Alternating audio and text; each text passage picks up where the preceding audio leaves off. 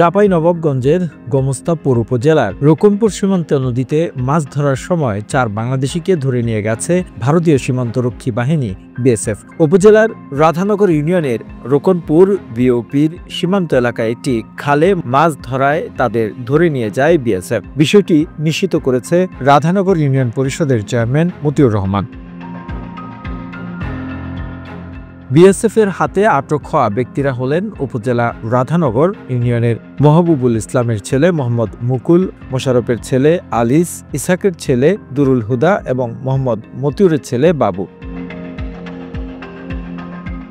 ধরে নিয়ে যাওয়াদের স্বজনরা জানান, বাড়ির পাশেই সীমান্ত এলাকায় একটি খালে মাছ ধরতে গিয়েছিল 4 জন। পরে ভারতীয় নাগরিকরা তাদের ধরে বিএসএফ এর হাতে তুলে দেন। সংশ্লিষ্ট ইউনিয়ন পরিষদের চেয়ারম্যান মোহাম্মদ মতিউর রহমান বলেন, 4 বাংলাদেশিকে ধরে নিয়ে গেছে বিএসএফ। আমরা বিজিবির সঙ্গে যোগাযোগ করেছি। এ বিষয়ে জানাতে নওগাঁ 16 ব্যাটালিয়নের অধিনায়ক একাধিকবার কল দিলেও তিনি রিসিভ করেননি।